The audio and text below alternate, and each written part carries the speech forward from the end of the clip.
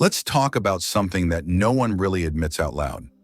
You ever feel like you're doing everything right? You've got your self-help books, your motivational podcasts, your morning routine with the cold showers and green smoothies, and yet deep down your brain feels like it's frying, like you're not getting sharper, you're just more tired. You're not alone. And no, you're not broken.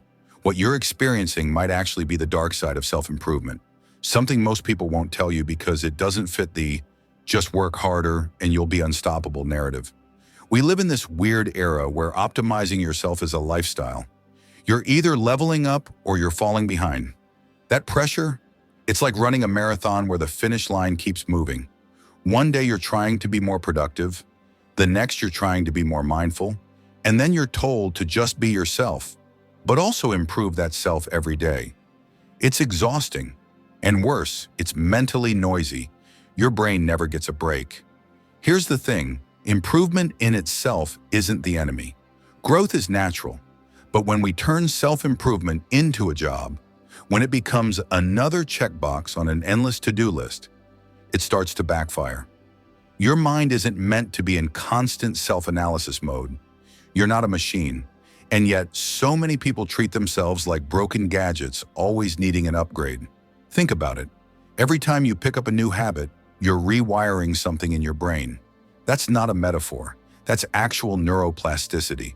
Your brain changes its structure based on repetition. That's good until it becomes obsessive.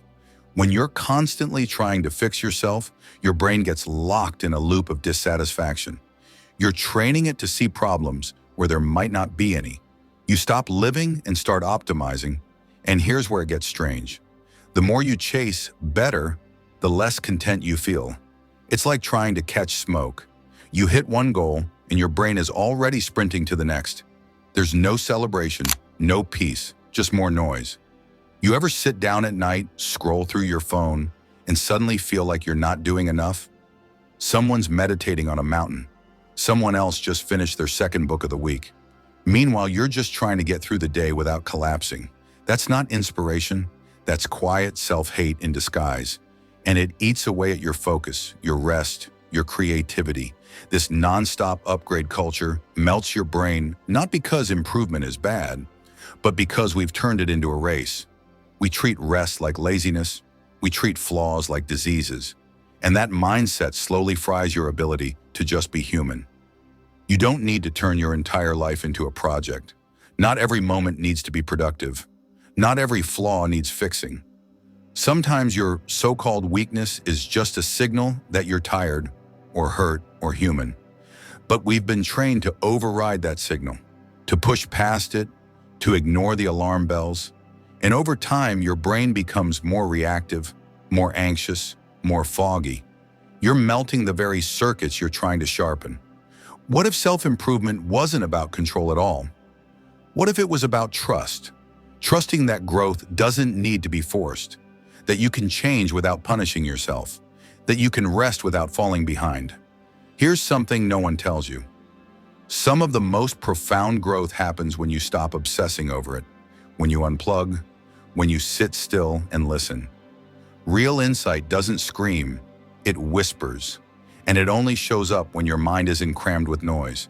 Think of your brain like a snow globe. If you keep shaking it, it never clears. But when you leave it alone, let everything settle, you finally start to see things clearly. That's the kind of improvement that lasts. The kind that isn't about pressure, but presence.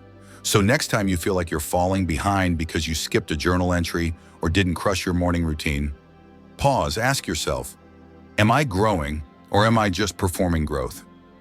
There's a difference. One nourishes you, the other melts you from the inside out. You don't need to be perfect to be progressing. You just need to be real. And sometimes being real means admitting you're tired of fixing yourself, that you're ready to stop chasing and start living. Take a breath. Your brain will thank you.